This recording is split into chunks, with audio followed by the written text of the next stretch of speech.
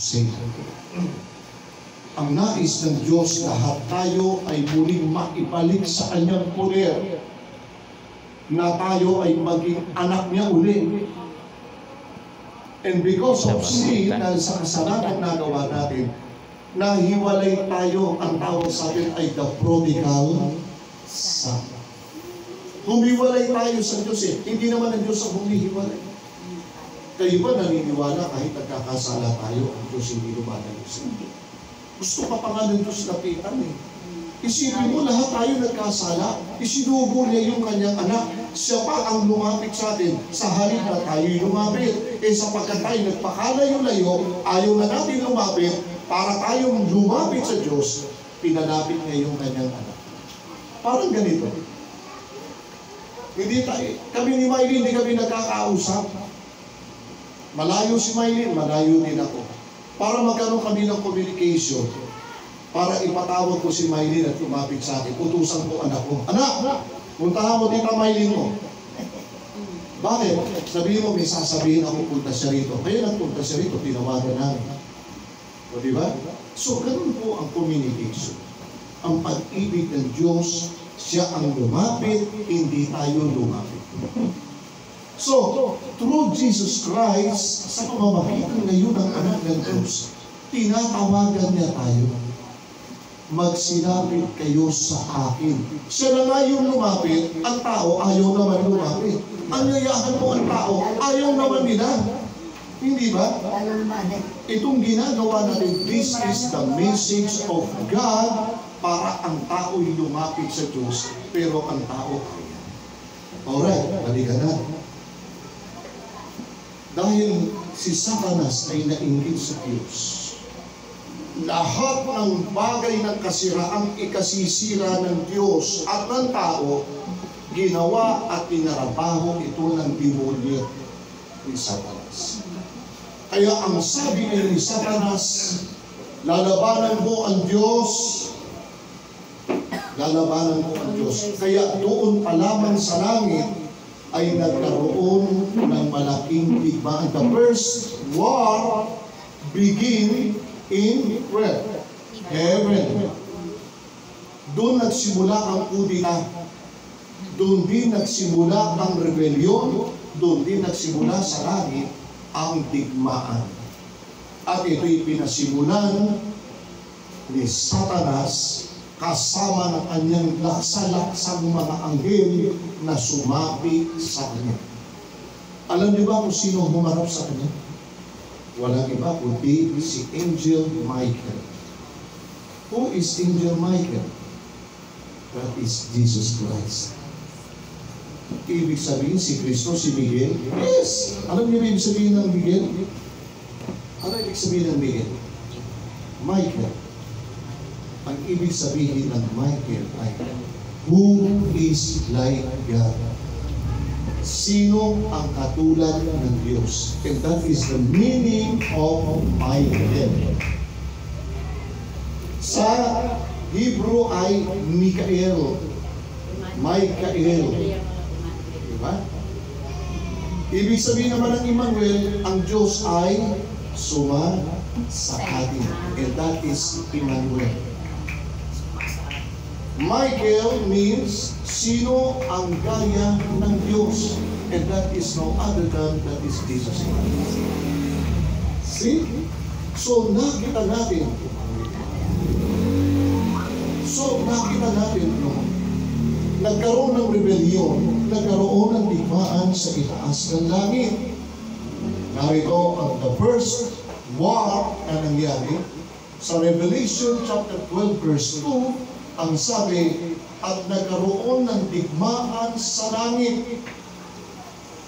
Si Miguel, now that is Michael in English, Mikael in Hebrew, at ang kanyang mga anghel. Michael is who is like God, and this is Jesus Christ. At nakipagdigma sa dragon at ang kanyang mga anghel. Ibig sabihin, si Michael may kakamping mga anghel, yung dragon na si Satanas may kasama rin siya mga anghel, naglaban-laban sila. Saan naglaban? Magandang gabi, Brother Yuri. Happy Sunday. nagkaroon ng digmaan ngayon sa langit. Ngayon, sa kanilang digmaan na nangyari, ngunit hindi sila nagwagi. Tandaan na, Satan will never win the games of war. Walang digmaang nagtagumpay sa lupa. Ang sabi, hindi sila nagwagi, hindi sila nanalo, at sapagkat sila'y natalo, tinalo sila ni Michael at ng kanyang mga anghel, ang dragon na si Satanas at ang kanyang mga anghel, itinapon ang malaking dragon, ang matandang ahas, ang tinatawag na Diablo at Satanas. Ano ginagawa ni Satanas? Na siyang dumadaya. Now take note of the word. Dumadaya saan? Dumadaya hindi lamang sa isang particular place but the whole world. Siya'y itinapon sa lupa at ang kanyang mga anghel ay itinapon sa lupa. Hindi maaari na ang kasalanan ni Sister Antoinette ay manatili sa banal na lugar ng Diyos sa langit. Heaven is a holy place for God and the true angels of God. Tinapon sila sa lupa. Ang sabi ng kausap ko, Brother Ray, bakit dito ang napili ng Diyos itapon? E paano hindi itatapon ni si Eva at si Adan na kinikis Satanas? Sinunod natin eh. O diba? Sabi ni Jenny, pag nagagalit sana, pagpihira kayo, nakikinig kayo sa mga barkada nyo, sige, magsama kayo ng barkada nyo. Doon, sumama ka, naniniwala ka ron.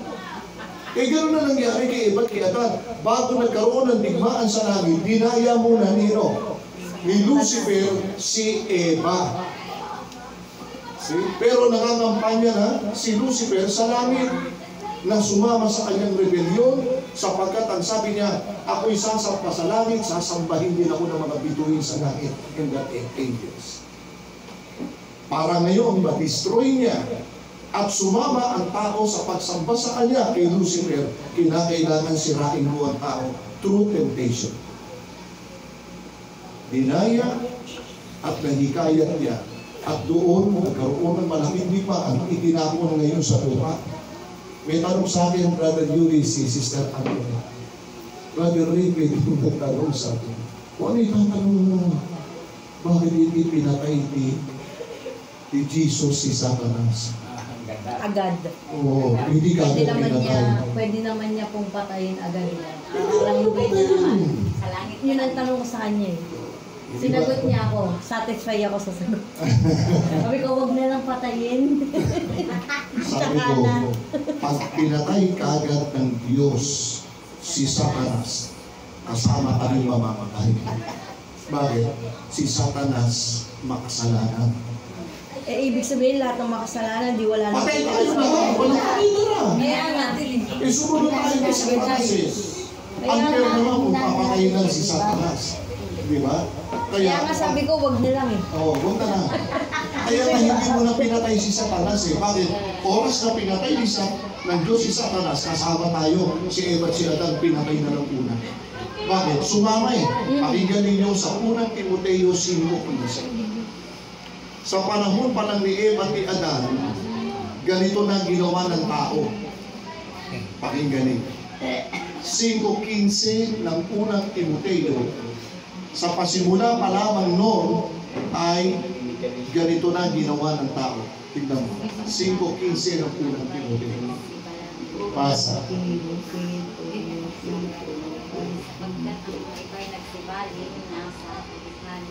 O, kita mo? Yung sumunod kay Satanas, tama yun. Pag pinatay ng Diyos si Satanas, yung nakasunod sa likod, tupok yun. Sapagkat ang mga iba'y nagsibali na sa hulian ni Satanas. Kita mo? Sumama sila ngayon sa Satanas. Alam mo, pag pinatay na ng Diyos si Satanas, lahat ng makasalanan na sumunod ni Satanas, patay. Wala na matitira sa mundo. Walang matitira. 25, basahin mo. Kapitulo 25 ng Mateo. Sa Kapitulo 25 ng Mateo, basahin nyo, pati tao kasamang namamatay. Oras na papatayin ng Diyos si Satanas. Kapitulo 25, pakinggan ninyo sa versikulo 41. 25. Oh, Yes. Pagkatapos, 41. 25-41. Pakinggan mo, Sister Antoinette. Pag pinatay ng Diyos si Satanas, kasama tayong mamamatay. namatay. Pakinggan mo. Mateo 25-41. Ito kayo. Ayan, pakibasa. Pagkatapos ay sasabihin niya sa mga nasa kaliwa, lumayo kayo sa akin, kayong mga sinumpa. Doon kayo sa apoy na walang hanggan na inihanda sa dyablo at sa kanyang mga anghel. Kita mo? Kaya nga sabi ko, huwag mo na. Oh, huwag mo na talaga. Kaya nga hindi pinatay kagad ng Bago Diablo. isip. Madadamay tayo. Kasi marami pang hindi nagsisisi. Di ba?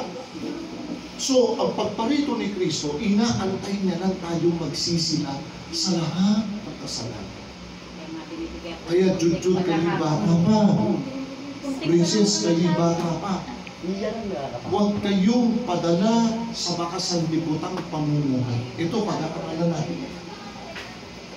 Ibinagsak, kaya nga itinapon ng Diyos si Satanas dito sa lupa, hindi unfair yung ginawa ng Diyos. Kaya itinapon niya sa lupa kasi ang tao sumunod na kay Satanas eh. Oh, sumunod na ang mga tao sa likuran ni Satanas. Pinasimulan nila Eva at Adan yan. Ang tanong sa akin eh, bakit nung unang panahon ba ni Eva at ni Adan, yabang nung nagtanong, may 10 utos na ba? Meron na 10 utos. Nauuna nga yung ano eh, huwag kumain ng pinagbabawal na prutas. May 10 utos na. Ay, ano nila ang ano doon? Ang yabang magtanong. Eh kung mabasa ko sa iyo, may 10 utos na nilabag si Adan nung kanyang kapanahunan. Tatanggapin mo, susunod ka sa 10.